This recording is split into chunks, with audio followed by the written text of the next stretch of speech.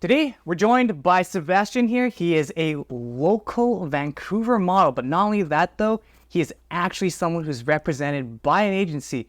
Everybody, please welcome Sebastian. Please tell us a little bit about yourself and just where you're from and just the agency you're with. Thank you so much for having me on your show, John. And yes, my name is Sebastian. I am actually represented here in Vancouver by Model Made Management. Shout out to the agency there. And I've just had a really good experience with them. It's been great building a network here in Vancouver, even though Vancouver is, smaller than most cities in terms of modeling. I've definitely been fortunate in what I've been able to do and accomplish, on this journey, and very happy to get to where I am today. Yeah. Can we ask how old you are? I am 22 years old. And when did you get into modeling? I got signed when I was 17. 17. Yeah. Please walk me through. A lot of people would love to get into modeling, but they either think they're too old or too young. Like, how did you get in at such an early age? Would you say it's luck, or would you say it was opportunity, or was it hard work? Like, how would you explain your beginning into modeling? So how it basically started was, it was my dad's fiance. She asked me one day and she was like, oh, we should just submit you to some agencies and just see why not, right? And honestly, I think that's fair because, again, why not, right? You don't know unless you try. And with stuff like modeling or acting, you do have to put yourself out there in order to know, am I made for this industry? Am I not? Because you can't just sit at home and wonder. So we applied to a few local agencies. 2 of them got back to me, and I met up with both of them. And the rest is history. I chose the one I liked the most. And yeah, that's been sort of how it is. And that's how I sort of got started. And then from there, it's been just, working with my agent and learning the skills such as, learning how to walk, learning how to pose, and just networking with people here in Vancouver, and just working with photographers, MUAs, and, building up. What is MUA? Makeup artist. Okay. Yeah. So I'll just use MUA for short instead of saying makeup artist. And just building up a reputation. And that's definitely what I find is one of the most important parts when you're starting out is networking, because that's how you're going to be able to get the jobs, right? Networking. Because photographers will work with clients, and clients will be like, oh, I need this very specific look. And if you have networked with the photographer, they'll go, oh, I know the perfect one. And then they'll put you forward, right? So yeah. Okay. So in the very beginning, your fiance, or not your fiance, but My your dad's fiance, yeah. got you in and put your name forward, and you got called back for 2 of them, and you picked the one that you liked the most. Yes. If you're someone who's brand new, obviously I'm older, and I remember going through your agency just because they had an open call. Yeah. And I checked it out, and there were so many people, usually younger though. Is there a certain range you should get started, or is there not a certain age? You can be 30, 40, 50, doesn't matter. You should do you and start. I feel like it depends, because with the modeling industry, it's very much if you have the right look or not for the current trend or time period, because looks are always changing, right? For example, in a few years, my look might be the most sought after, or it might not. We don't know that. So for people who are more mature, I would definitely still say try it and see, because you'll never know unless you try. But I'd say it's better to start younger than older. Whereas with acting, you can really start acting at any age, because it's more about can you act or not. Whereas with modeling, it's you either have the look or you don't. So I'd say start sooner rather than later, because if you start sooner, then you'll know, okay, maybe I'm cut out for this industry or not, then, and your chances will be better, right? Because people, in the modeling industry, it's more about youth, younger looks. Whereas, in my experience, I don't really see a lot of senior models doing the fashion campaigns. They're usually doing the more commercial modeling side of things. Because I know for you, we talked about it briefly, but there's definitely people who have stuck with the industry with 0 results. I believe you said Coco, right? Yes. Was one of the person who had no results for 4 years. Yeah. And then just that one day just all turned. How do you know if you're not cut out for that? Because if she had cut out at 3 years and just was hey, this is not for me, nothing would have happened. But it was at her 4-year mark where it's all right, this is for me. How do you know? Yeah, and that's the tough part, is because you never really do know. With industries, with modeling, and I'll also say acting, it's not really stable. It's very much sort of luck based in that regard. It's right place, right time. You meet the right people and they like your look, and that's what's so hard and what's difficult about modeling. It's you never really know. You could have 3 years of amazing work and then not work for 5, you know? And that's just the hard part. So for that, it's like, I don't, you never know. Right? Would you say a part of it is just don't give up and stick with it? Because it's so hard to figure out, all right, I should give up. This is not for me. Like for yourself, when would you have decided like, hey, this is not for me in your own experience? In my own experience, I'd say for me, if I'd be like, okay, I'm not cut out for this, it'd probably be like if I had gone like a few years and it's just radio silent. Like sparse castings, and the casting that I do go, it's always a no, not really doing much anything, not really much communication from like the agency itself. I feel like that's when like, I'd get the inkling, okay, I'm starting to fizzle out and I think I should start pursuing other opportunities. That would be for me, right? But then part of me would also go, no, like stick with it as long as you want, right? But then at some point, it's like, if it's not working out for you, you're kind of just like, I guess like chasing after nothing really. But for me, my first inkling would be like, if I just would lack of opportunities and no luck. Okay. Yeah. I'd say for people who are brand new, who are trying to get into modeling, either younger or older, how would you do it now? Obviously, the landscape has definitely changed since COVID. Yeah. A lot has shifted. For the brand new people, how would you recommend them doing? Because I know your agency had an open call. Like, do you just do that? I mean, I went and I sucked. Don't get me wrong, I sucked, so I didn't get picked. But where do you even start? It's such a big industry. So for me, we researched, me and my dad's fiance, the local agencies in Vancouver, and I feel like that's a really good place to start. Know what is around you and what's going on. Just know your landscape, and then see what's going on with those agencies. Because like you said, some agencies will have open casting calls, and I think those are really good to go to if you're just wanting to like gauge a little bit. And most agencies will have like a submission option on their website, which says, oh, if you're interested in submitting to us, just follow these instructions. And I think that's a really good way to like get started, is just submit to agencies, talk to people in the industries as well, because they'll be able to help you navigate as well. So talk to people you may know in the industry, and also just going to those open casting calls if there are any available in your area. And just doing research as well on like what modeling is like in your city or where you're from. And that'll be a really good place to start with as well. So just like a lot of research. A lot of research in being, because I know a lot of people think with traditional modeling, which would be high fashion. Yeah. 6 feet tall, slender look. You're not quite 6 feet tall, are you? I am 6 feet tall. Never mind, he's 6 feet tall. So you could do high fashion then. I have done high fashion. Never mind. He's okay. Let's dive right into that. So this man has been flown out to Korea to do high fashion. How did that even land on your table? Like, that sounds like a dream opportunity for most people. So when it was 2020, that's when my agent first communicated with me about the possibility of me going to Korea. COVID or before COVID? This was during. So like very early on, I think it was May of 2020. So right when COVID happened. Obviously, it didn't happen during COVID because of the virus and everything, but they just wanted to put it on my radar. Hey, this is what we're going to try and do with you. Are you on board with that? I said yes, because that sounds amazing. And that's like very much, if you want to take modeling as a full-time career or really just pursue it, that's what you have to do, right? Go international, just really explore those options.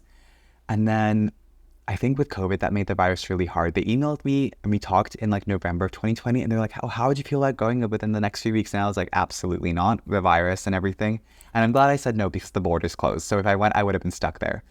So it's more just that. And I'm glad that I waited, because I didn't go until I went November 2022. So about 2.5 years after I got first initially heard the opportunity. And in those times, I really got to just like work on myself, just practice and make it, perfect. But how it works out is, what my agent does is he will submit me to international agencies from around the globe. I think I've been submitted to like Korea, Japan, London, some Chinese agencies as well. I think some ones in like Central Europe, like Milan and stuff like that. And he'll submit them to us to those international agencies, and they'll go, oh, we like them, or no, now's not the right time. And it's just like a win or lose thing. And that's sort of how you get those opportunities. Or sometimes an international agency from those other countries will reach out to the agency themselves and be like, oh, we're interested in this model. Can we see their digitals? Because that actually happened to me with a Chinese agency from, I think it was Hong Kong. They reached out to my agent and were like, oh yeah, we're really interested in Sebastian, like, can we just see him in some digitals? And what digitals are, it's just getting into another topic, It's just basic portrait shots, but like no makeup, like no nothing, just very natural. It's like a nice candid photo. Yeah, exactly. Because it's all just about seeing like your body at its rawest, and it's just about like your dimensions, your profiles, and everything. With a shirt or without a shirt? I've done both. Yeah, with guys, shirt off usually, and with girls, it's in their bikinis. Yeah. Okay, so basically they would ask for candid photos to see you without makeup, what your body proportions Exactly. are, and see if you're the type that they're looking for. Exactly. And so, yeah, that's sort of like how, like, in terms of career, that's opportunity sort of came to me. It's like my manager was really vouching for me and trying to me and was submitting for me. And that's what it comes down to. It's like, it's basically, it depends on like what type of agent and agency you have. Because I'm with an international agency, which specializes in sending us overseas to do work there. That's what's known as like a mother agency. Whereas if you're with a more commercial-based agency, that means you're going to be doing a lot more local work with like local commercials, like here in Vancouver and around. Okay. And how was your experience? Obviously, you start talking in 2020, start of COVID, and then you solidified the talks 2.5 years later, and then you flew over. Yeah. What's it like modeling Korea? Like, what was the day-to-day look like? Walk me through the process and kind of what that kind of looks like. Yeah, so it was what I expected, because with like Korea and other like places around the world, if you go for modeling, it's very like you're on the go all the time. You have the weekend off, but immediately the first day I got there, I had a casting. And that was it. That was really cool to me. It's like literally I stepped off the plane and boom, they're making me go to castings, doing digitals. They really like make you work. And I actually appreciated that, because that's what I was here for. I came to work, I came to do castings, I came to like get jobs. I didn't want to like sit around and do nothing, right? And that's sort of like how it looked. And in terms of like just how different Korea was to Vancouver, I'd be doing like 3 castings a day sometimes, whereas I've never even done that here in Vancouver. That's just how different the market is. What's the average for a Vancouver casting then? For me, I haven't done a casting in like a long time. We're talking months. Is it that bad? Vancouver, yeah. Is it seasonal or is it just that bad right now? Seasonal, yes, but also Vancouver is just not the best place for modeling. It's good for acting, but if you want to model, go to Toronto. Vancouver, it's like, I'd say for me, if you're wanting to just like start and just get some skills, Vancouver is a good place for that. But if you want to like really pursue modeling, don't do it in Vancouver. I mean, I love Vancouver, but like for modeling, it's just not the greatest. It's not the scene here. No, it's not the scene. It's for acting, not modeling. Okay, but at least in Korea, it was every day was 3-day casting. Not every day, but every day for the most part, I would have a casting. There'd be some periods, I think in January would be when it got really slow, and so I'd have some days where I'd be doing nothing, which sucked. But that was how it works, and the agency was really organized. So every evening they would send out the schedule for the next day, and it'd tell us like, oh, what casting we had, what brands, so we could familiarize ourselves with the brands. And I would do that. So I'd like research the brands, and I'd see like what, you know, how their models would pose, like what the vibe was looking for. So when I would go to the casting, I could try and give it the best I could and cater to what they wanted. And then, yeah, it was really good. And modeling in Korea, I really enjoyed it, because I had like the look for it. And excuse me, it was just really, really cool. And that's all I can really say. I really enjoyed it. And the first job I booked when I was on the studio, or is it the set, we'll say, yeah. The set, I just felt very much in my element, and it was so cool. I had like all these assistants like giving me snacks, and it was so cool. They were all pampering me with hot packets. Like I felt like a celebrity, and it was really, really cool. And it was just a really good experience, and working there, and I definitely would like to go back.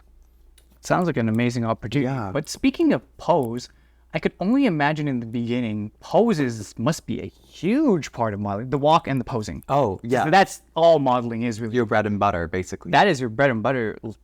How do you even start? Obviously, you had an agency that taught you. Mm-hmm. But if you don't have an agency, how the heck do you learn? And how do you get the feedback from it? Yeah, so I was fortunate enough, my agency did offer classes for like runway and posing. So I got to practice and learn with my manager and my other models, which I became friends with. And so I was very fortunate in that regard. I'd say if you're not able to have those options, that's where it becomes challenging. But I'd say definitely look at YouTube tutorials, but look at like people who have actually been successful in modeling, because anyone can make a video go, oh, how to runway walk. But there's a difference between someone who's actually done runway or someone who's like, it's like a wannabe runway. And I feel like as harsh as that sounds, that's like sort of the reality. Like, watch YouTube tutorial videos, but only from people like who have done stuff, because they will know, right? And in terms of getting critiques, I would say you could film yourself and post it online, but then people can be really, really mean. So I'm not too sure about that if you want like really cutthroat feedback. It's just hard. I feel like definitely practice, and then, you know, just start filming yourself and maybe just sort of self-critiquing. Be like, okay, this is how I'm looking. This is how they're looking in the actual runway shows. What can I do to improve? You know, and I'd say sort of like self-compare in that aspect. If you have like no one to like teach you, of course, that is.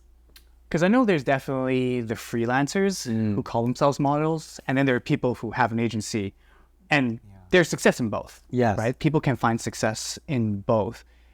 For the people who are doing more freelancing, because not everyone can be part of an agency. Of course. What do you recommend people do there? Like, how would you sell yourself in terms of like networking? Because networking is probably another big one. Yeah, I definitely say networking is even more important if you are a freelance one, because you literally don't have anyone to do it on your behalf. And I'd say a great way to do that is like go to like local events. So I know Vancouver Fashion Week, they basically will take anyone and everyone. Well, not everyone, but if you're not with an agency, you can do it. It's like an open casting call, and that's a really good place if you are a freelance model or just starting out to network with photographers and other people there. That's a really good opportunity, and just build on there. And then I remember when I was on Indeed looking for a job, not for modeling, just a part-time job, I did see some people like advertising, oh, like freelance models wanted. And that's like another good way to like, you know, I guess explore. And I've heard LinkedIn is really good for networking as well, for modeling. And also like social media, like DMing photographers, hey, I'd love to work with you. Are you interested in like doing this? That's another way. Like social media networking, I think, is even more important if you are a freelance model. Okay. Because that's how like you would market yourself, right? And with messaging photographers, would you pay them? Would you try to do collab? Obviously, you're adding value to photographers because you're the product. But I'm guessing it's more collaboration. They would take photos for you. You would get to see, and it's win-win. They get to both set up their portfolio, and you get some of their pictures type of situation. It's kind of how I imagine that going. Yeah, so that's what we call TFP, trade for portfolio. That's when you collaborate and there's no charge. I've done TFP shoots and they're really fun, and that's another great networking opportunity. I think I DM'd, like I've had photographers DM me and wanting to work with me. And then I think there have been photographers which I've met at events like Vancouver Fashion Week, which I've said, oh, like let's collaborate together in person, and then we'll text and organize it. So I'd say like, yeah, definitely do it, because you can't lose anything by DMing, right? You know, it's just like, I guess, asking someone out on a date. They have to either say yes or no. And like, if they say no, you go, okay, move on, right? Find someone that will. But I think in Vancouver, like not many people, at least this is just my experience, right? A lot of people don't want to pay. They want stuff for free. And I've really found that tough in terms of finding work. I'll have brands DM me and I'll be like, oh yeah, I'm with an agency. Here are their details. And they're like, oh, but like agency fees and everything. And I'm like, okay, so you just want me for free. That's not going to happen, because I need to make money too, right? And that's the same for photographers. They need to make money as well. So yeah, it's just like, yeah. When you talk about agency fees and obviously your fee, ballpark, if someone, let's just say I was a brand representing a brand and I wanted to bring you on for, I don't know, say, what do you do? Usually shoots, like model shoots or like photo shoots or product shoots? So the different shoots would be like, if you're a clothing brand, you do catalogs or editorials. And then sometimes if you wanted to use my photos for like a seasonal, like be like, oh, this is our new like summer collection, that'd be a campaign. Okay, which one's more expensive? I'd say campaigns. Okay, if I wanted to bring you on for my campaign hypothetically and be like, Sebastian, what's your going rate? How would that So work? my hourly rates? Oh, it's based on hourly? Yes. So it's not like a salary, like here's the package deal? Sometimes it is. I only know what, like, I think my ballpark hourly, it depends. Okay, I think it's 100 something. so that's kind of what your average is. Yeah, from what I've heard, last I heard from my manager, I could be wrong though, but it's like, we'll say ballpark $100. Because it's like, when we're fresh-based, I think our rate is 50 an hour. And then since we've gone international, we're like step above, because like we're more seasoned and professional and more experienced. I think it's 100. Okay, so Richard brand spanking new green, it's like $50. Yeah, because I remember a brand was interested in me a while ago when I would just started, and I think the rate was 50 an hour. I think. I could be wrong though. But doesn't that mean you get punished for being good? Because if you're good, that means you're fast. And sorry, I'm confused. So doesn't that mean if you're working by the hour, if you're really good at the job, then you get punished because you're good at getting things done fast? Because like modeling, posing, everything, you what they look for. No, that's true. I mean, I haven't had a job in Vancouver, so I wouldn't know. But yours all international. Yeah, I had jobs in Korea, and so I think the rate, I can't remember. I don't know if I'm allowed to say because I was on my contract, but I think that I don't. You have to say the exact number, but you could be like high 3 digits. I think it was a flat rate for, I don't know if it was hourly. I know sometimes that it would be like a flat rate or an hour. How much months of rent in Vancouver? 1 month. 1 month? Okay, that's not bad. Yeah, I think. Oh, but they paid for everything though, basically. They paid for the flight, the food, They the covered the accommodation. costs, and all the money went towards all their rent and stuff like that, which was fine because I was making money and it just went all towards my living expenses. So yeah. Oh man, so it is lucrative, but you have to find the jobs. Yeah. Oh, 100%. It's about finding the right market for you and the right job. So for me, I really struck a good thing in Korea, considering I was able to like actually get paid work and do the amount of castings that I did because I was in the right market for, The look. And that's what's important. Whereas in Vancouver and we'll say North America in general, I don't have the look yet. They like the very like masculine, chiseled, like the broody looks, and I'm more Like the Brad Pitt. Yeah, exactly, the Brad Pitt. Whereas I'm more of like, like a softer, like more stereotypically like pretty boy type of look, which is what sells in Asia, which is where like, more of my offers come from and where I want to like work the most. And yeah, so yeah. Okay. So you were able to, would you say that you're able to just full-time make a living off modeling right now or no? I mean, At your stage, because you're like pretty up there.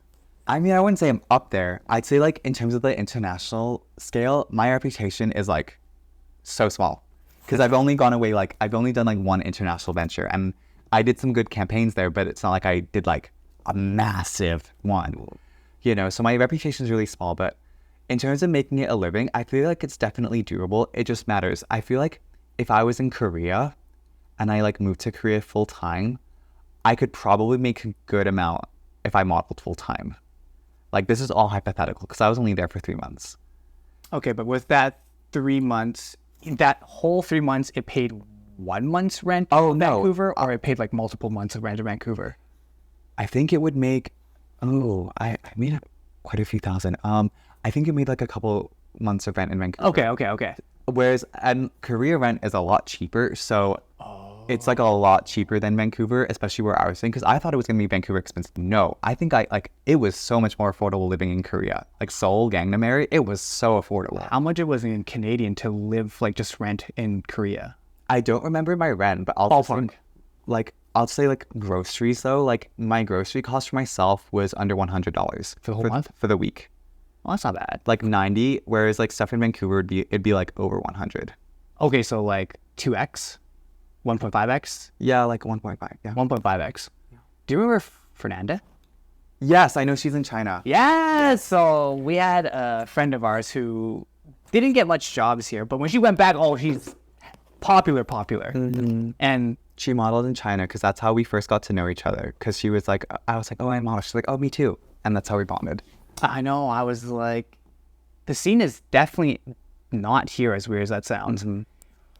That's so interesting. Why is that the case, though? I mean, obviously because in China, in Korea, they're looking for a certain type of look, typically not Asian, typically.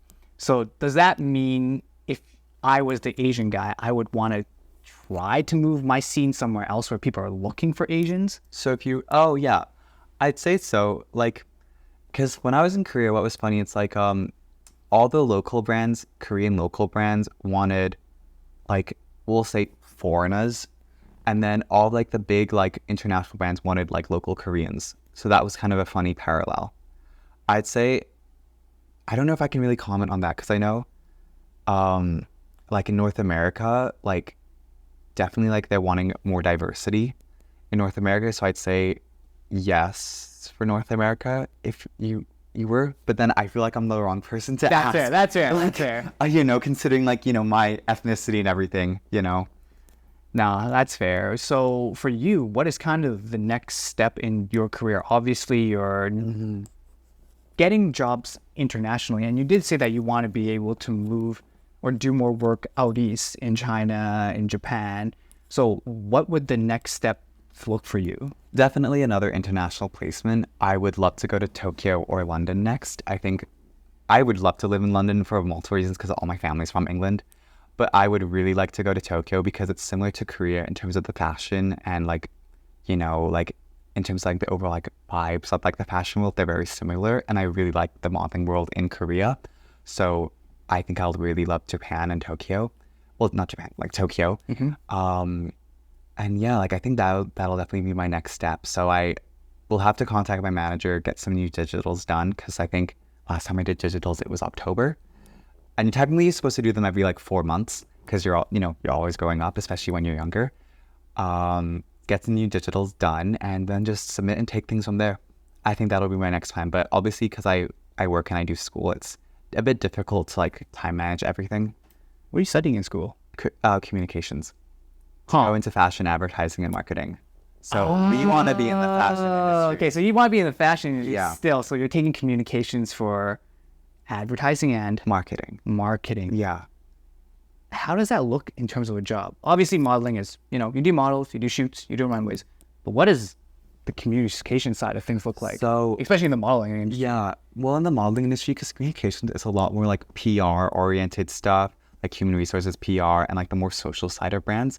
So in the modeling, like we'll say fashion brands. So ideally, I'd be like to be working in like the advertising departments of those brands, like organizing what the advertisements would look like, how we'll like publish them and all that stuff. Like the very creative parts of that, I would really like to be a part of, and I think it'll be really fun. That's like my backup option. Obviously, if I don't strike it big in modeling, You're like, oh, don't need school. fingers crossed. So that's sort of like what that looks like, a lot of like, and also like, I think they were talking about like social media managing and social media advertising. That's a really big part of communications as well, and what communications feed into. That's the field I'm in. Yeah, yeah. Oh man, I went back to BCIT just to go into marketing to see if it's like something that's for me. I'm like, oh, this is pretty interesting. Yeah. And yeah, it's so like that's in terms of school, that's what I'm working towards. And because when I came back from Korea, originally I was doing criminology.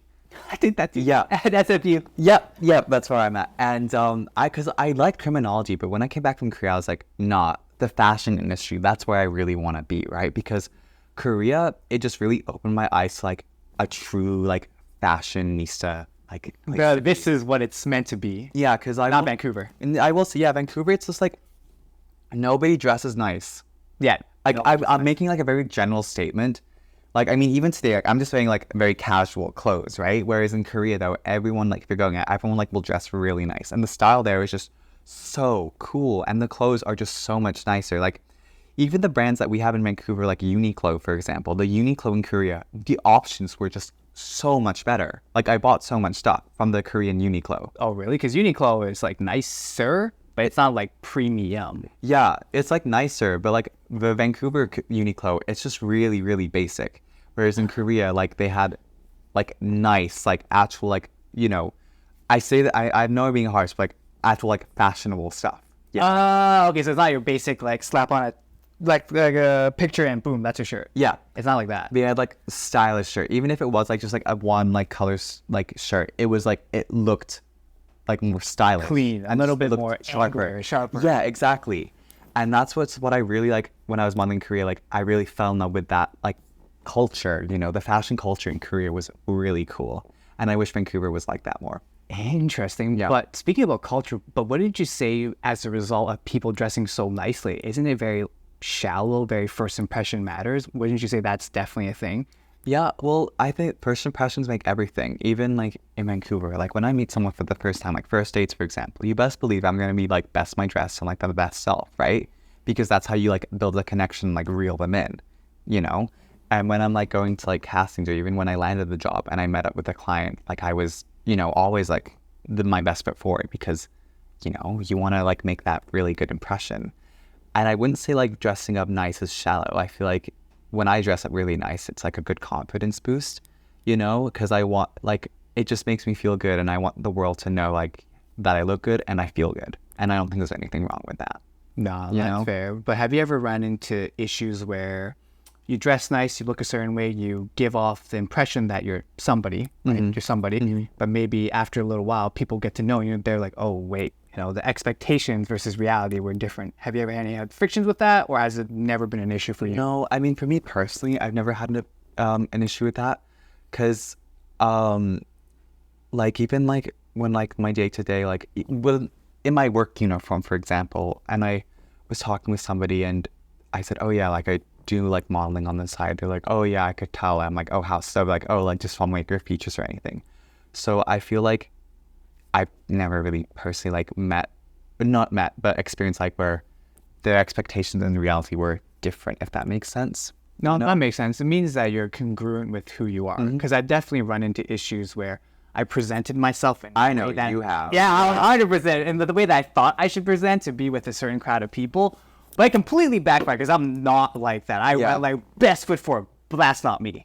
Yeah. That was the problem. And then they're like, oh, this is you. And I'm like, yeah. And they're like, oh, that's not cool. And I'm like, yeah, I should probably lower my what's the word? Not expectations, but project myself how I am, not where I think I should be. Yeah. No, I agree. Like, because when I'm leading with my best foot forward, it's like, I'm me, but like I'm the best version of me. You know what I mean? But so like I'm never not being disingenuous, right? And because I would never pretend to be somebody I'm not. And for me personally, that's what I have a real issue with is like just in people in general. It's like one of my ex, like when people like try and pretend to be somebody they're not, because then it's like you clearly don't like yourself, enough to be yourself. Like you're not being genuine. And I feel sad for them because they're obviously, doing this for a reason, whatever it is. And at the end of the day, like, I think everybody should be confident and be proud to be themselves. Unless you're like a serial killer, then don't. That's hilarious. But it's funny because no one ever thinks they're the bad guy, though. That's the biggest thing. Yeah. No, I agree. Like, and that's what's tough. It's like knowing when you're in the wrong and when you're right. And I feel like as I've been like getting older and like working on myself, like I have been able to like understand, even though I'm really angry, in some hypothetical situation, I'll be like, actually, no, I was out of line there. And it's a really good skill to recognize when you are wrong and to say that, you know what, I'm wrong. And it shows like a lot of maturity and growth. And I have a lot of respect for people who say that because, it just like is a really good sign of maturity for me. And I like when people are able to like, admit they're wrong. It also shows humbleness too, because I cannot stand people who are so adamantly thinking they're right all the time and won't take no for an answer. That was my ex for you. I am right until I'm proven wrong. Then I'm like, oops, I'm wrong. Yeah, like I'm sort of like that as well. Sometimes though, like, but I feel like everyone is to agree. Like if they're so convinced that like I don't know about like some basic trivia fact, they're convinced like I don't know, like let's say like oh grass is actually brown, and they're so convinced that, and then they're proved wrong. Like okay. Although some people will still, even when they're proven wrong, stick with their guns. Oh, yeah. 100%. Yeah, 100%. Like, you just can't change people, which is the funniest thing. But I guess, speaking of authenticity, though, modeling is very much, would you say it's authentic? That's so hard. Like, I feel like you really have to be a version of yourself that's not who you are comfortable with, right? I'd say with modeling, it's like, that's a tricky question because it's like, you're like, because it's just like based on your looks, and I feel like, yes, actually, like, I know, because like, should you be authentic? Should you be like the version of what they want you to be? Because you're like, trying to really sell yourself. In commercial modeling, that's when you get to be authentic, because commercial is more all about like, like being personal, smiles, whereas like in high fashion, they don't really care about that as much as they do in commercial modeling from my own experience. And I feel like it's like, yeah, I don't know how to, I would say like, that's a tough one, right? Like, it's a tough one. I'd say it's like sort of a gray area because it's like, when I was doing my jobs, like, yes, I was me in those photos, but then I was like very like, I had to pose in like a very, not like a different style, but I had to pose in a specific way that I, typically wouldn't, right? Like just very like, sort of like I had to like act natural and all that stuff. And, and that was like, yeah, I can understand what you mean. So I'd say it's like, yes and no. like that's both the answer. Like, yes, it is authentic, but at the same Depends. time, no, it depends. Yeah, it depends on what you do. If you're a commercial model, I'd say you are definitely being more authentic than like myself, who is a fashion model. You know? In the fashion mall industry, it's definitely, you could say, more cutthroat. Oh, 100%. How do you deal with that? Because I know like you yourself have went through a phase where, you know, when you were really green, you got rejected, and that devastated you quite a bit. Like, how do you develop that type of thick skin and not worry about the results? Yeah, so that's just something I had to get used to. I just had to get used to the rejection. And that was tough to learn because obviously nobody likes rejection. The rejection sucks. And in industries such as modeling and acting, rejection is like 90% of your experience. You know, you're going to get, especially when you're starting out, it's going to be a lot of rejection. And if you don't have a lot of rejection, then you are really lucky, because that's like, for a lot of people, it's all rejection. And so with the experience you're talking about, it's because, you know, they said my hips look too big in the submission video. And it was just something about the fact, because like you can really control that. I mean, like I can control that, but like ultimately I can't control the way my body looks to a certain degree. And that really sucked. And so I think like after I was thinking about it like a month later, and even now it's like, that's the industry though. Like I chose to be a part of the industry that is very cutthroat, that will like it's pick and tear my body and how it looks apart, you know? And it's just more of like, do I really want to be part of this industry or not? And I think that's what it comes down to. Like, are you willing to put yourself through that to get to like to be able to do cool opportunities? And I thought to myself, I was like, you know what? Yeah, like at the end of the day, it's not about me personally. They're not attacking my character. I just didn't have the look for them, right? And you just pick yourself up and move on. It does suck, you know? And even in Korea, there are a few castings I thought I nailed and they didn't go for it with me, and it sucked in the moment. But at the same time, I was like, okay, well, on to the next, you know? And that's just sort of the mentality you have to have, because it's never about you. It's just you weren't the right fit. Would you say modeling is high stress? Because I know we work in a lot of different industries there. There are definitely industries where people turn to substances because it's that high stress. Would you say, because when I think modeling, some people I think party, raves, I don't know about drugs, maybe, but in your experience, what is that kind of lifestyle that it looks like? I have like, for me, from my personal experience, I'll say I haven't really experienced that much stress. It's more, I have had anxiety sometimes about like, I think when I was sort of in limbo, this was before I went away, and a lot of my friends were like modeling friends were doing stuff and I wasn't. And I was really anxious. I'm like, oh my gosh, am I fizzling out? Am I being left behind? Blah, blah, blah, blah, blah, blah, blah. And I think that's for me, this part I like really struggled the most with, is to not compare my experience with others. We're all on our own roadmaps.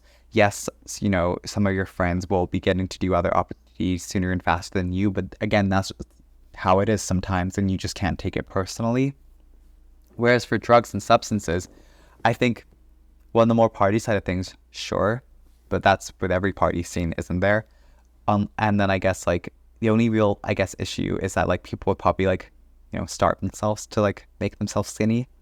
Oh, so that is actually still a thing. They try to like really. Not that I know. This is just what I'm saying as like a very stereotypical like general thing. Like, you know, because obviously thinness and like, if you like in like, you know, proper like modeling, thinness is very much so like a big thing. It is still? Yeah, like, well, in like Europe and like also like in like Asia as well, thinness, you know. Dainty. Yeah, exactly. So I think it was like this one guy I was rooming with in Korea. He was like, oh, I can't eat too much. I need to like be thin. And I was like, okay, like you do you, I guess.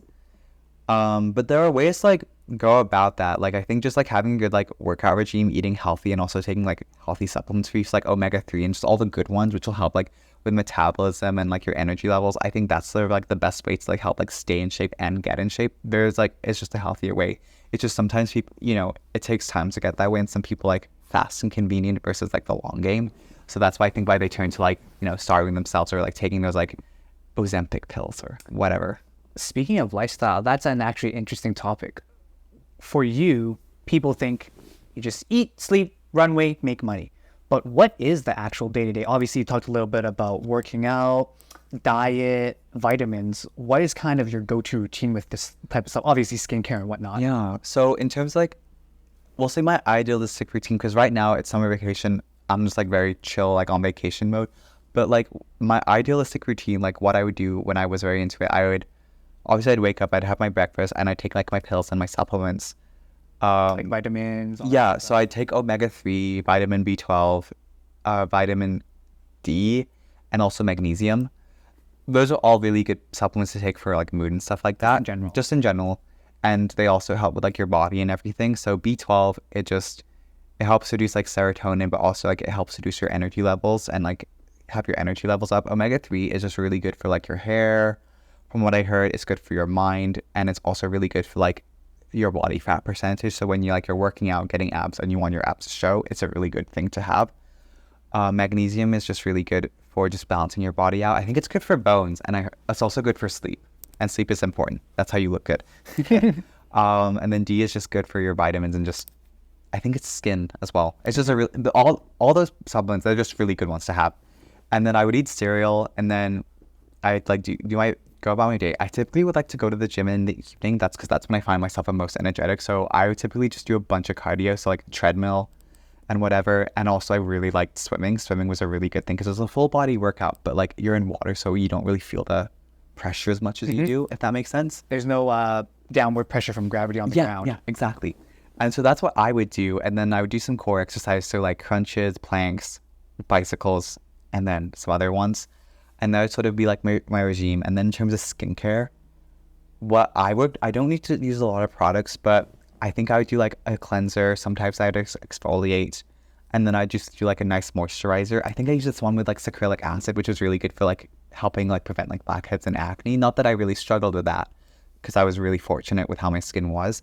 And then every now and then I'll have like some hydrating serums. And I think for me, hydrating stuff is the best one, because that's how you're going to get your skin to glow. Hydrating. When you say hydrate, is that like a hydrating serum or Like moisturizers, serums, all that stuff. Face masks as well. So anything like you're putting on your skin which has like hydrating effects, it's a really good thing.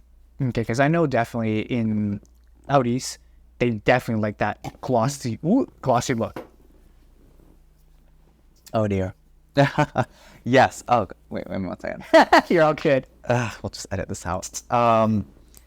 And yes, I quite agree. Like the glossy, like hydrated look. That's when I was in Korea. I definitely saw that a lot on like the poster boards and stuff like that. And like also like paleness too, which like is definitely like, is still a prevalent thing. And that's a whole topic for a different video. And I think, I'm probably not the best person to speak on that. That's fair.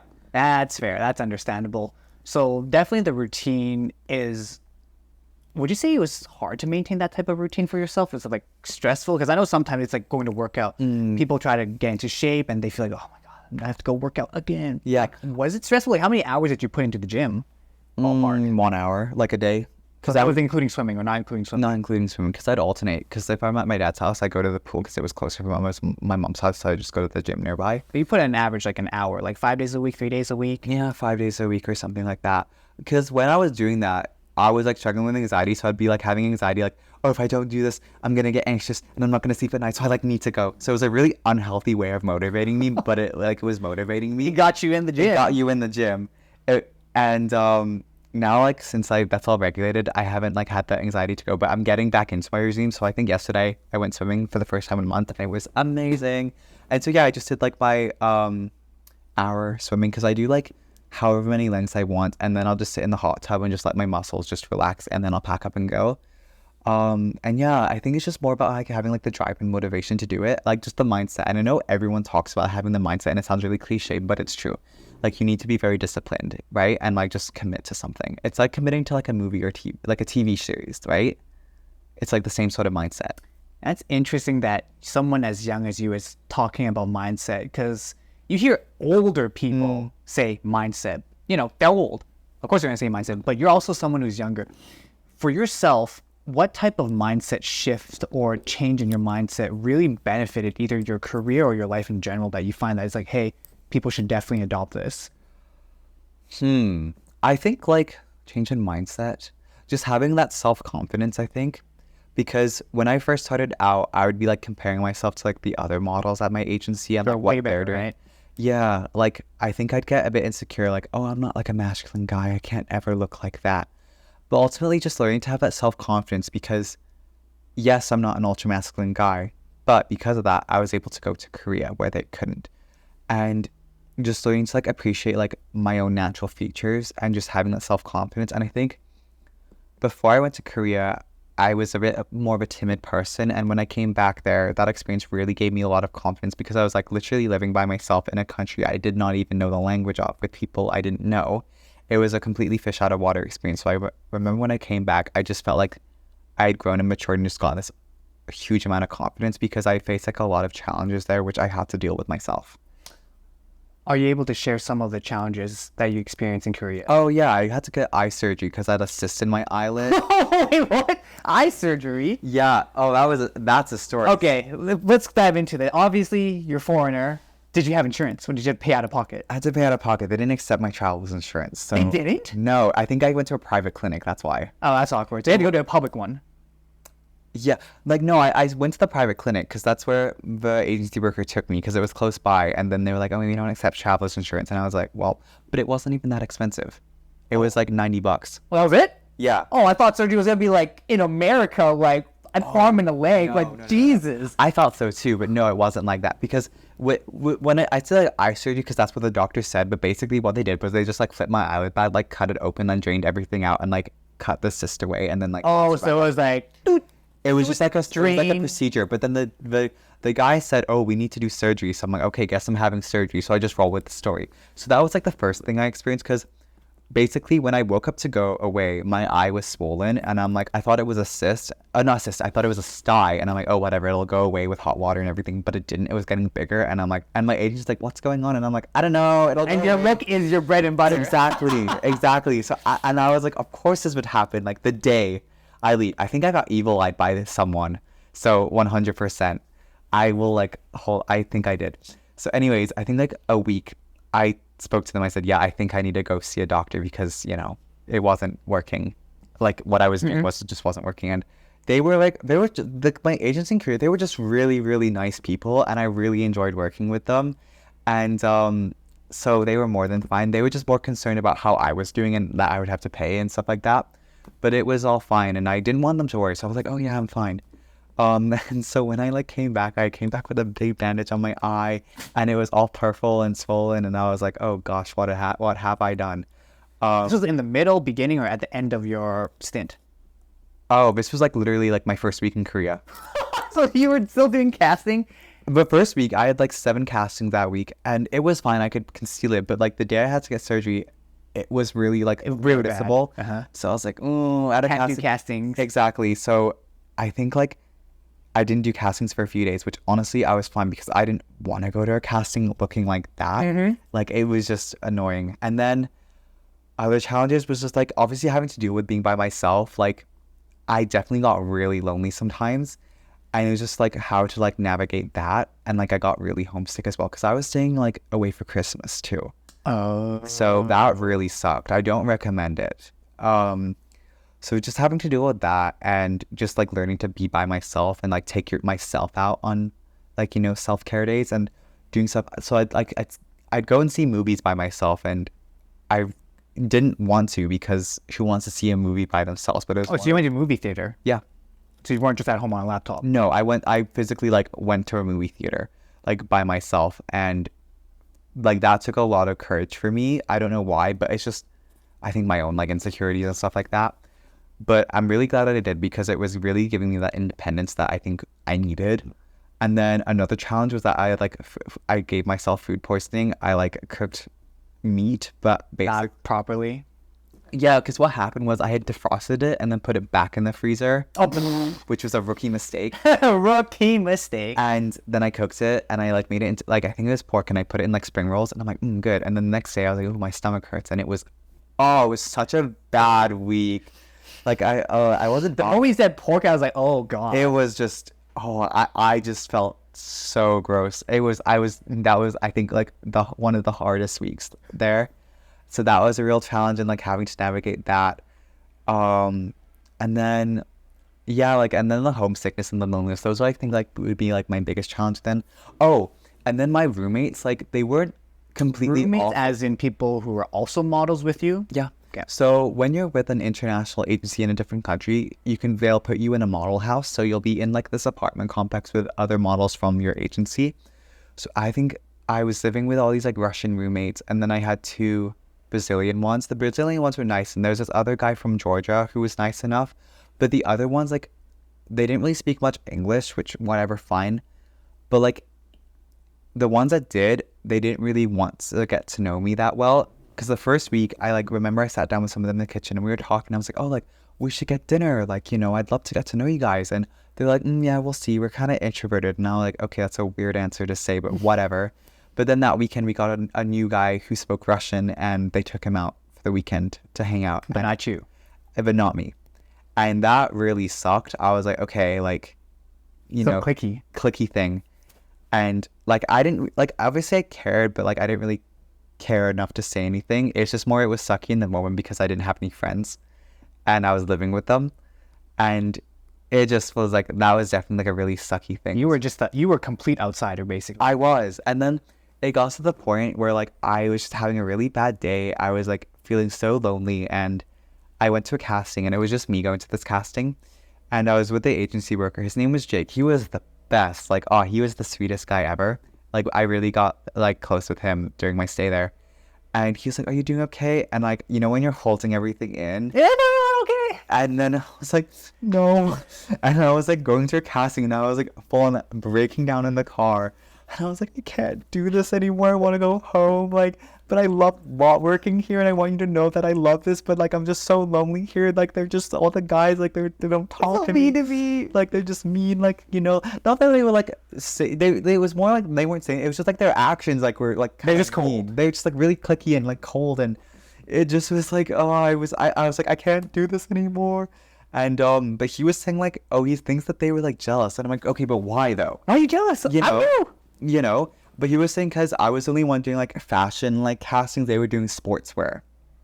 So that's another reality to like it as well. They were like more commercial side. They were doing more sportswear like commercial. Is sports commercial? That's more commercial, right? Because sports is still kind of modeling. Yeah, it's like sportswear modeling. It's like it's sort of in the middle between like fashion and commercial. It's sort of like so it's in the middle. Ooh, yeah, that's awkward. So neither or.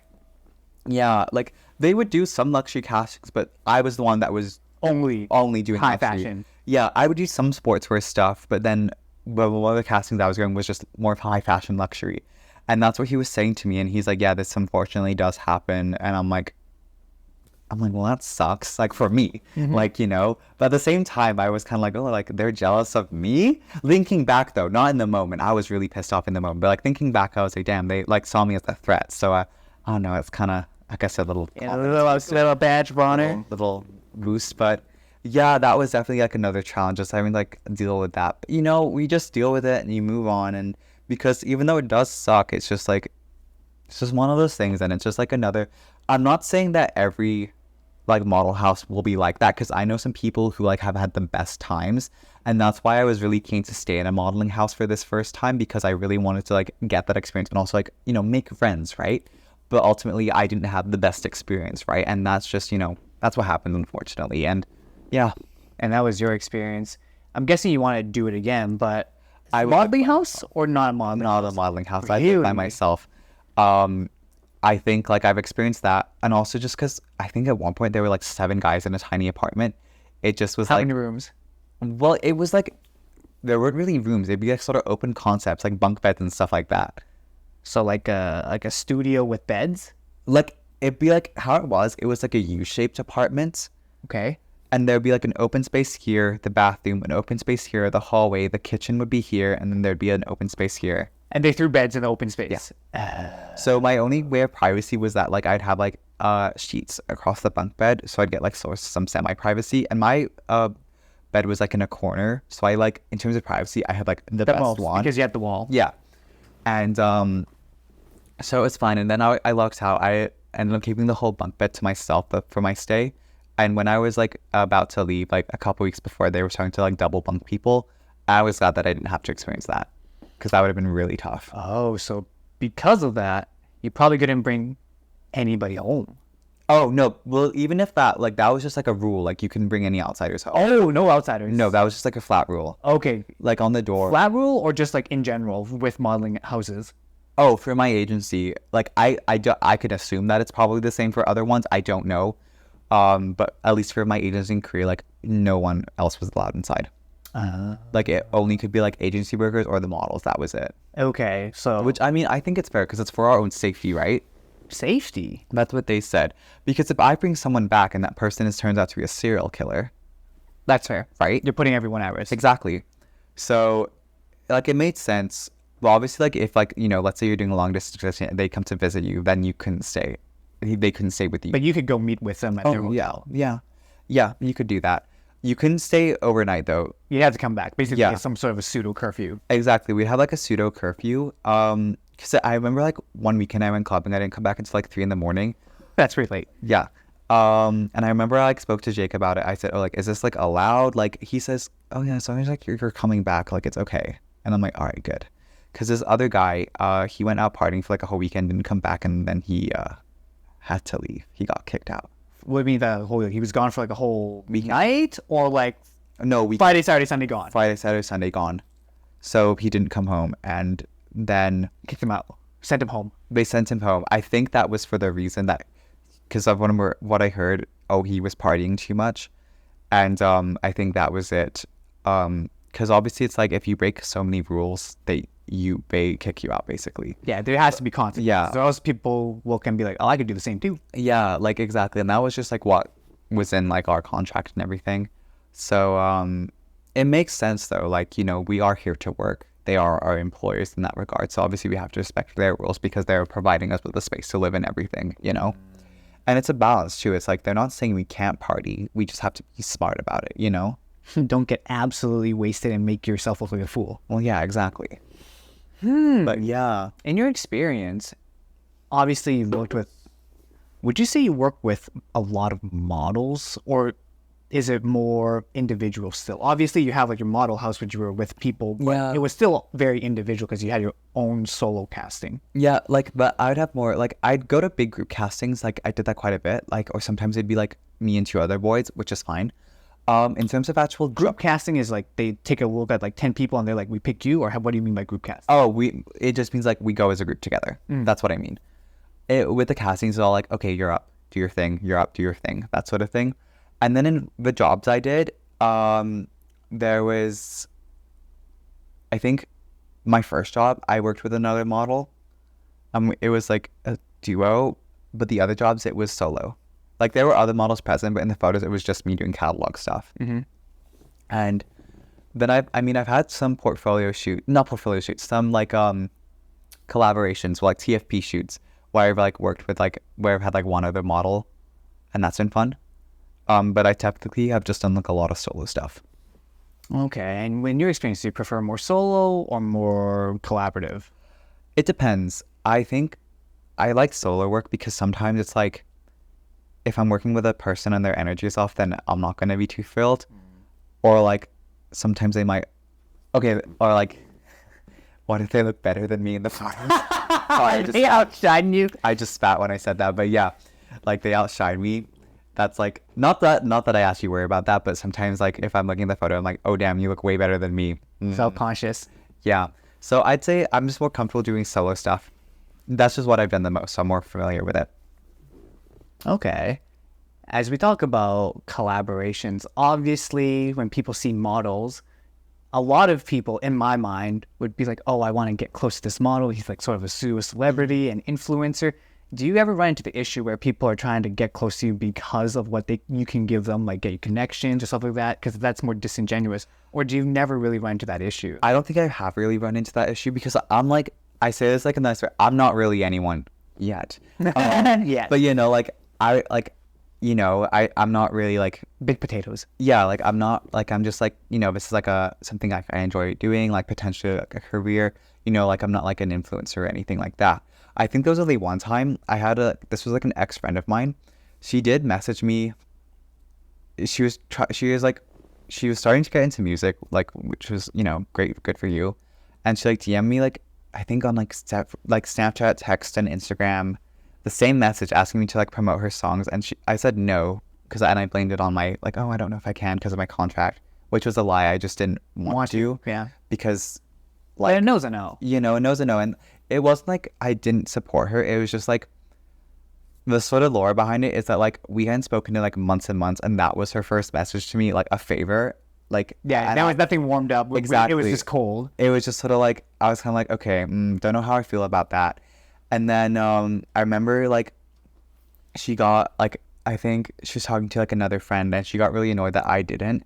And I'm like, well, yeah, because like I have actual I have like connections to other agencies, because some agencies like international agencies do follow me, like, and I think that's really cool that they choose to follow me, right? So yeah, I think that was only one time like I think I experienced that. Oh, but what comes to mind is I think like there was this one time I was on Hinge. This was like years ago, and I had a couple of my portfolio pictures on Hinge because I mean, why not, right? Because they're nice photos. They're nice photos. I don't think I only use like one modeling photo, because at the same time I don't want to market myself as like someone who's like pretentious, Just a little snippet of what it could be. Yeah. And we matched, and someone's like, oh wow, like thanks for matching with me. I didn't know I could pull up a model. Like you really like boosted my confidence. And I was like, oh hi, you're welcome.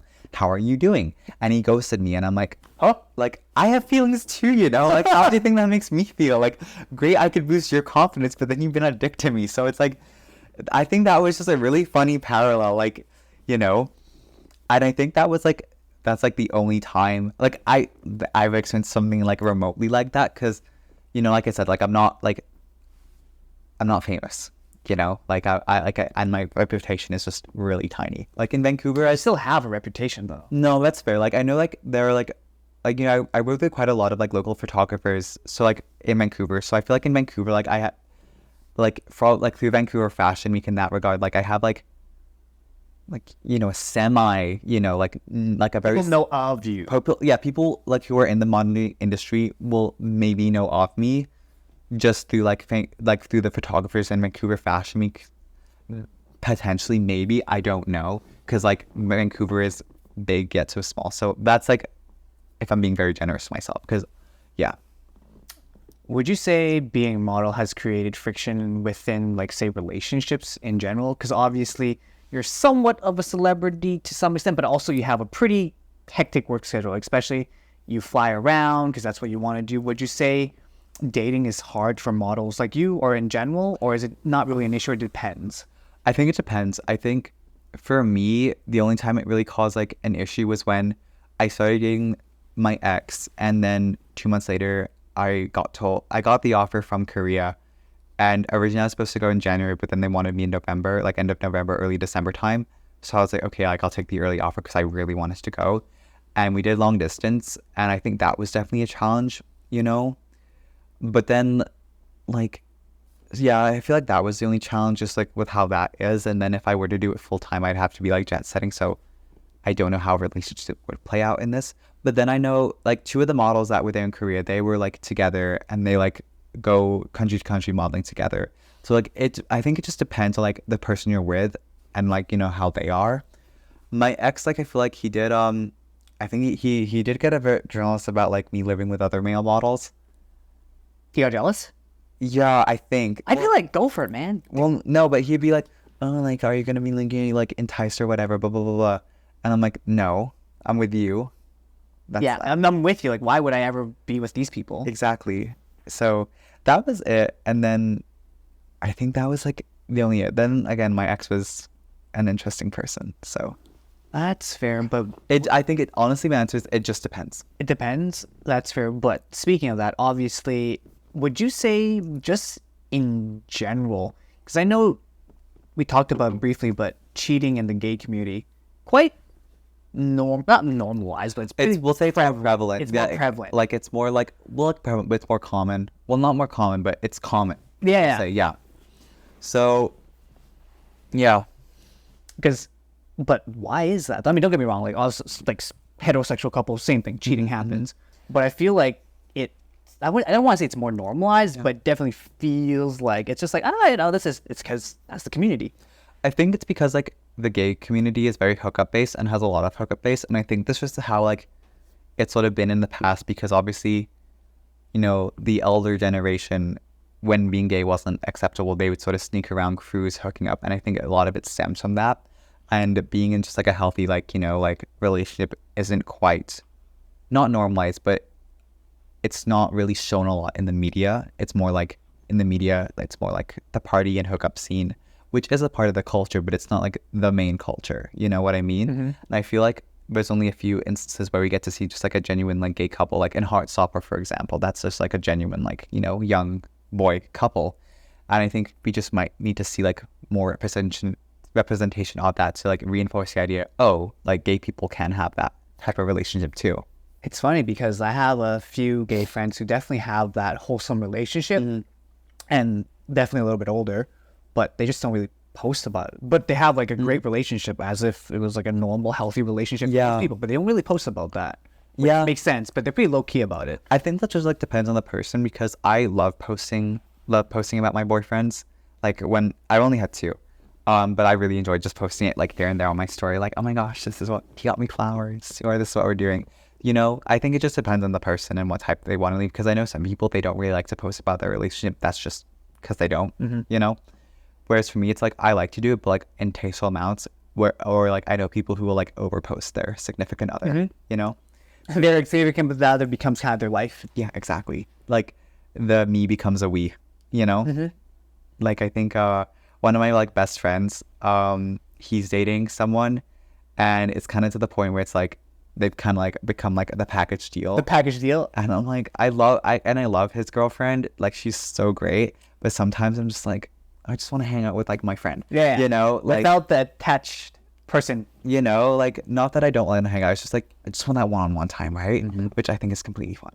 I think that's fair. I think it's also healthy because even with my girlfriend, even with my girlfriend, like if there's stuff that she doesn't like, I don't take her with me. I offer it for her to come, but if she wants to, she can. Yeah. But sometimes I understand that people want one-on-one time with me, and she's like, "Oh yeah, go do your own thing," and it's great. And I'm like, "Yeah, you go do your own thing. It's perfect. Nothing wrong with that. It's healthy to have a little bit of separation, too. I find in most relationships." I agree with you. I agree with you on that.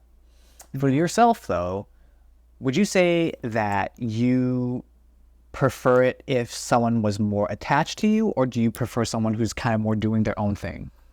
Ooh, I know. It depends on the person and where I'm at in life, I think, because I want somebody. So like not to bring up my ex again, but my ex, like he was definitely like very attached, but it was more in the sense he wanted to control me. That kind of attachment style, like he wanted me all to himself and, you know, monopolize your time. Yeah, and that's like was very, you know, manipulative.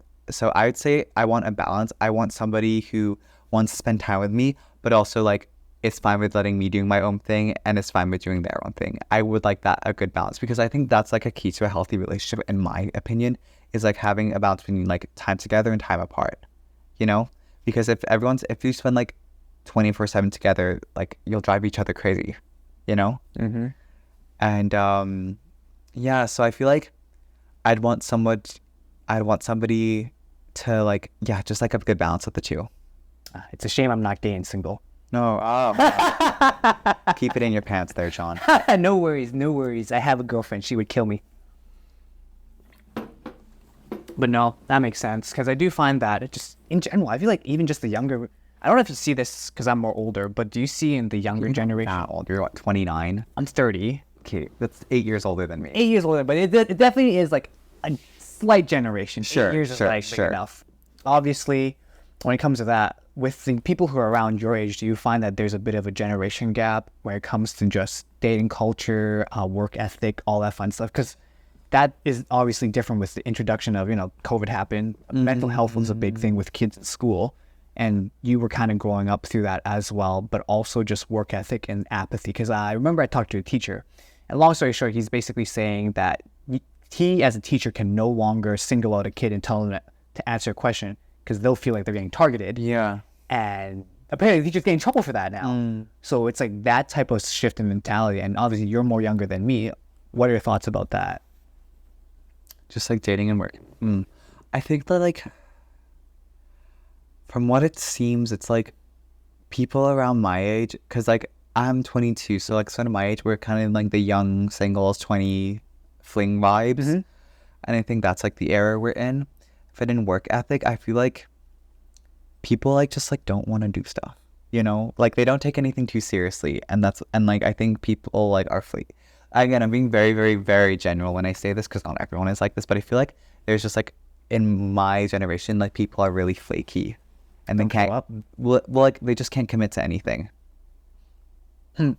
Like that's just like from what I've gathered. Like, you know, they will like make plans, won't show up, or like, you know, and guess in relationships, like they'll be like, oh, I like you, but I don't know if I can commit to you.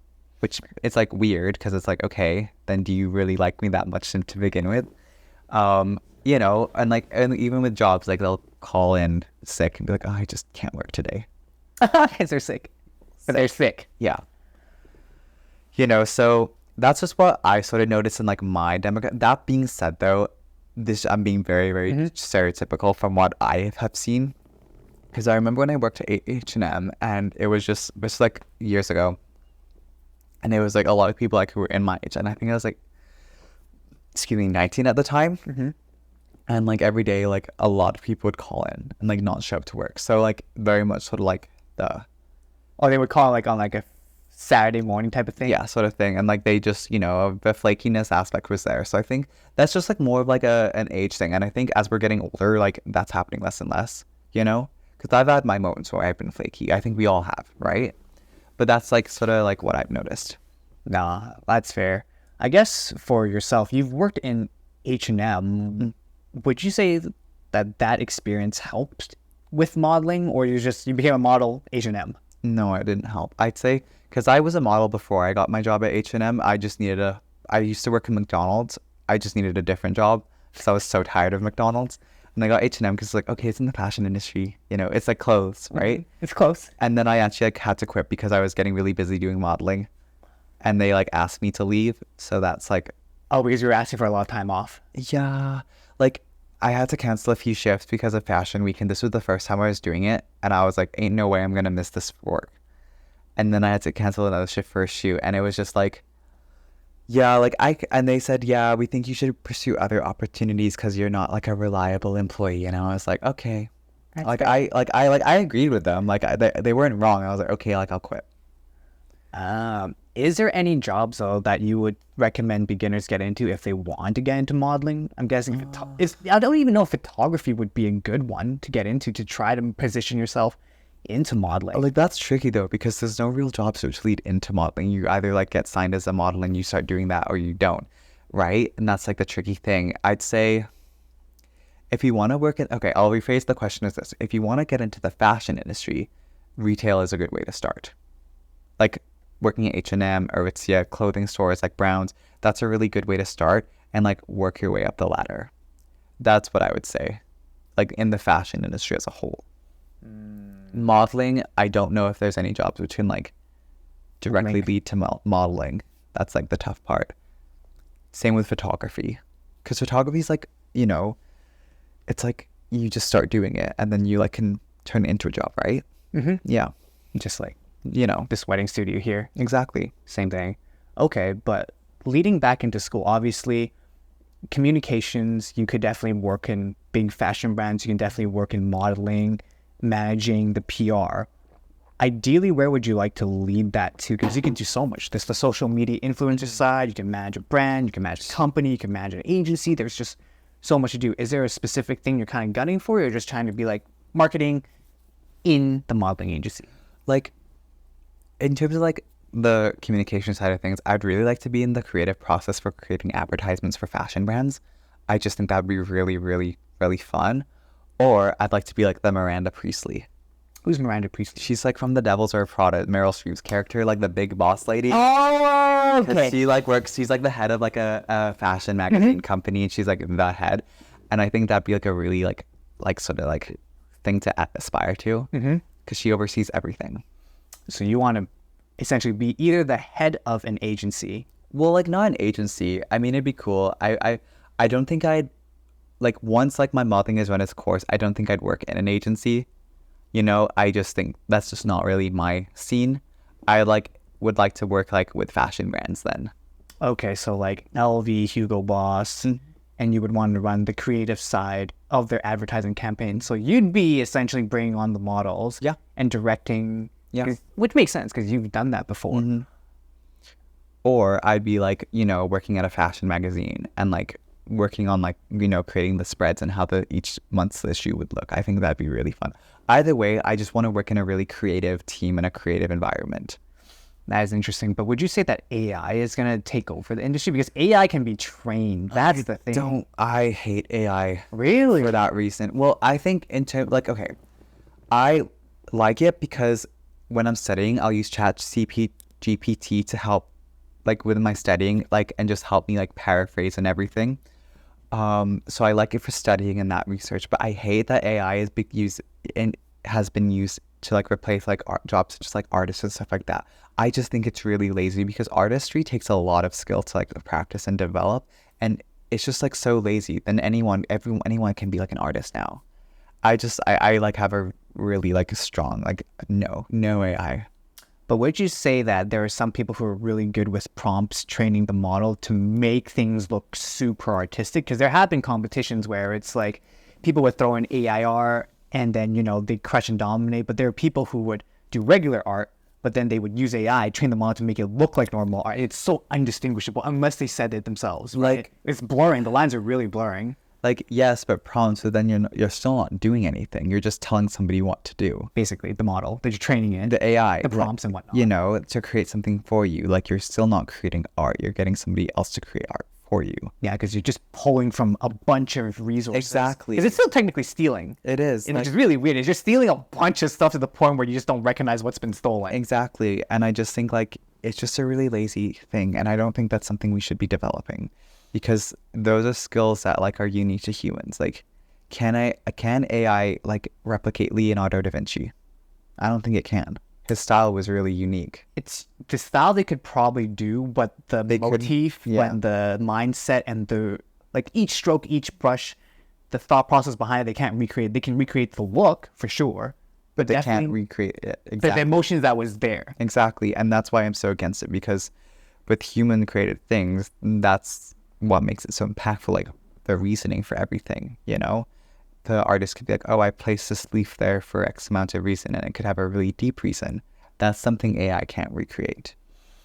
Yeah, that's where it's coming from, because AI is it's starting to become more and more prevalent, because it definitely does make life easier for a lot of people from every industry. But what it sounds like is for you're against AI is because you can't create the emotion behind it because you're training a machine to do it. Yeah, and like leading back into like, fashion magazines, for example, like there's a lot of creative process which goes into it, and everything is laid out with purpose and a reason. And AI couldn't quite do that for that same reason, But what happens if I'm sure eventually one day a fashion agency will get to the point where AI creates the campaign. Maybe they add their own touch, put their own spin on it, but it's like 80% generated by AI, 20% is hand touched.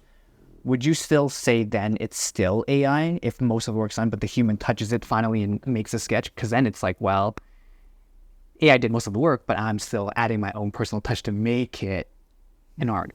I'd still say anything with AI is AI. Oh, okay. So even like 10% AI is like, like, 50-50? 50-50. Like, I'd say, like, I know that's tough, right? Where do you draw the line? It's tough because, like, when I'm writing papers, I'll use like Grammarly and stuff like that, and Grammarly's AI, but I feel like it's just like I don't know. It's just like, it's just tricky. I just like, I'll just finish up with this. I just don't think AI should be involved with arts. And I'm going to draw the line there. That's fair. That is fair. But with AI, not including art, that's fine, but there's definitely aspects where AI does help elsewhere, which is good. I know, like, eventually they'll get to a point where obviously with school, Grammarly, all that fun stuff, copywriting, AI can help quite a bit. I guess when it comes to you definitely want to be more on the artistic side of stuff, the creative side of stuff, and you want to have your own personal touch with it. And you eventually want to either deal with the creative sides and the campaign. I guess for you, would you ever want to start your own company? Is that something you would entertain the idea, or would you just want to work under a brand? I think I'd want to work under a brand. I think running my own company would take a lot of skill, and I'd have to do a lot of learning, and I just don't think I'm made for that. Maybe one day, who knows? However, time's always changing. But I think for me, would like to work with and under a brand, I think that's just what I'm interested in. Is there a brand that pops in your head right now that we'd love to work with? Versace. I mean, I want a model for Versace. I just think out of all the luxury brands, exactly, you're wearing it. But I think out of all the luxury brands, that one entices me the most. I just really like their style, their clothes, and just like, you know, their look, you know. It's really cool. And I would love to model for them one day. Fingers crossed. But if I can't, I would love to work for them and like help organize their campaigns. I think that'd be really, really cool. Why Versace specific? You said you like the style, but is there anything more specific about the brand? I just like with their Versace, with their runways, for example, they're always so well put together. And even with their campaigns, they're just so unique. They're very chic. And I don't know why, I'm just drawn to them. No, that's fair. That's fair. Well, hopefully people from Versace are watching this. Maybe. We'll see. We'll see. But I do want to wrap this up with 2 questions. All right. Number 1, is there any question throughout the interview that I probably should have asked you that you went like, damn, I wish John would have asked me that? I mean, I guess like talking like, I guess the difference between like freelance and like actual agency models could be a topic to touch upon because, you know, that kind of like, my pet peeve of mine is like when people are like, you know, they call themselves models and all they're doing is like throwing on a fit and taking a nice selfie. Anyone can do that. It doesn't make you a model. And there's just like a lot more work which goes on behind the scenes, as we talked about, that like agency models have to do, you know, with the skincare, workout routine, you know, even posture, making sure like doing like posture exercises every day and practicing your walking and posing. There's just so much more work that is done, which I think like a lot of freelancers like don't quite understand. Don't quite understand or don't want to put in the work to do. I think, yeah. Like, I mean, I don't know. They probably want to put it, but they don't quite, you know, understand. And like, I don't know. It's just like, Since if I was a freelance, I would want to get the most bang for my buck, right? So in my mind, I would want to be able to, you know, take a nice selfie photo portfolio, or maybe have someone take some candid shots for me and then be like, I'm a model. And people be like, oh, I like the look. And then boom, right away, get some sort of gig. Because that'd be easy. No need to work out. No need to posture, pose, but I mean, that's the dream, but it's very unrealistic unless you're really very unrealistic. But people want it because it's easy. Yeah, it's simple. yeah. People have seen some level of success from other people who've done it like that, and I know you definitely want to brush upon it. One of the biggest pet peeves is, you know, take a photo, call yourself a model. But what are other things between freelancing and models that you want to like define for the people?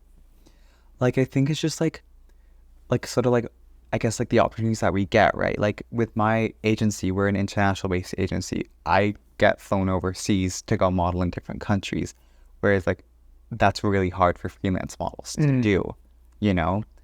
And I think that's just like a really big like difference. Like with like, you know, agency models, like we're like, we're like proper models, like working in the industry. Freelance is like more like they're doing it as like a fun hobby. They're indie, right?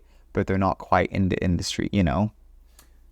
Because like in order for them to get in the industry, they need to be signed Through an agency. Yeah. Would you say then the goal of an indie is to get signed by an agency, or can indies still succeed? Because from what it sounds like, I don't think you're trying to say it, but it sounds like if you're indie or you're freelance, you're considered less than the models. I don't know if that's true. Maybe there's a sentiment there, but maybe there isn't. I don't know. I'm not like in the industry. It's just more like it's just for me what kind of rubs me the wrong way is some of the attitudes that I've experienced from freelance models. Really? Like like from my experience, like, you know, there was an open casting and all these freelance models were like staring daggers at me when I was walking down the street to the back of the line, and none of them made it. And I was like, you got all that attitude, and for what? Like, I don't get it. It just was like, I don't know. Maybe it's because I feel like they need to like overcompensate and prove something. Like, and I'm not saying they're less than, but we're just on 2 different planes. You know what I mean? Because for me, I think freelance model, like if for a freelance model to succeed is if they lead into like influencerism.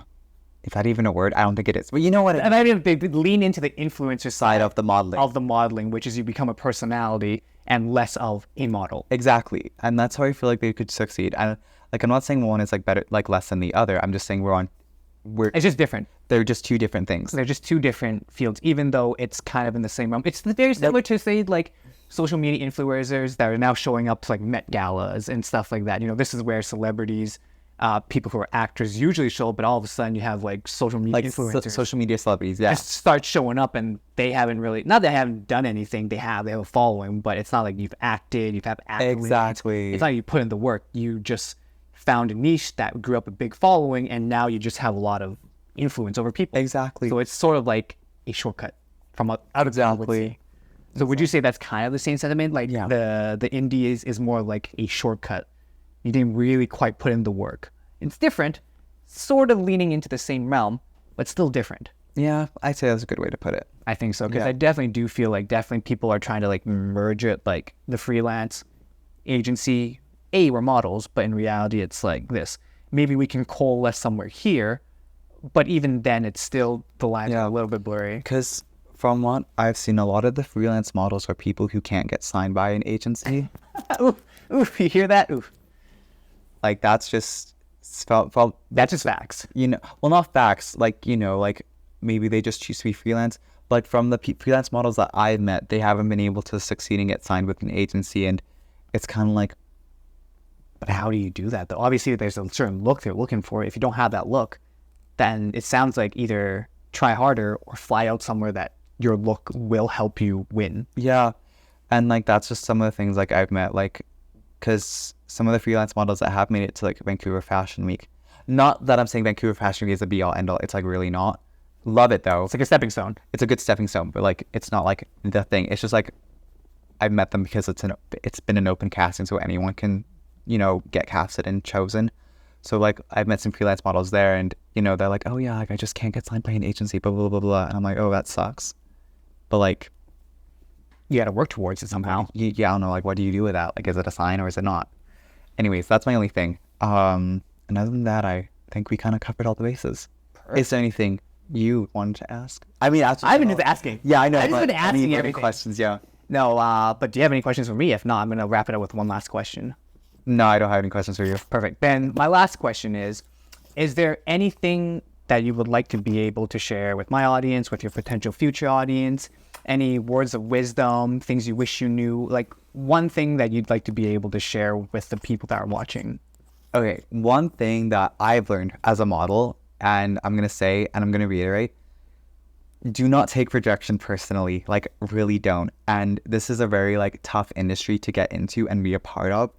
And I have been very fortunate and lucky to be given the opportunities that I have. And I cannot stress that enough, because everyone's path in the modeling industry is different. You will not, you might have similar experiences to me, but ultimately you won't walk the same experiences as that I have. In terms of like, you might have a completely better experience than me. You might, do more than I have, or you might do more than, less than I have, and that's what I mean. Like I've had friends that have done way more than I could ever do. I've had friends that have done less than me. Right. And that's just what I mean. Like, don't take rejection personally, and just have that self-confidence, and like, don't compare yourself to others. And it, like I said, and it is a brutal industry, and just be prepared for that. Like, it's a very tough industry. Well, it sounds like... Did I say that right? I think you did. Okay. I think you did, but it sounds like, it's cutthroat. Keep trying at it, but also know when to give up. But you don't know when to give up, so... Well, like, that's a tough thing. It's like, when you feel like you've, everyone has their own version of when they've, accomplished a lot. And so when you feel the need where you're satisfied, then take that as you will. Absolutely. Well, I guess that's basically it. Anything else you'd like to add? No. I mean, thank you for thank you for having me on your show, John. It's been a pleasure talking with you. Absolutely, and thank you so much for coming. Anyways, this is Sebastian. I'll make sure to put all his handles, or what handles he gives me, down in the description down below. And we'll see everyone next time, and thank you so much for tuning in. Yeah, of course. Take care, you guys. Cheers.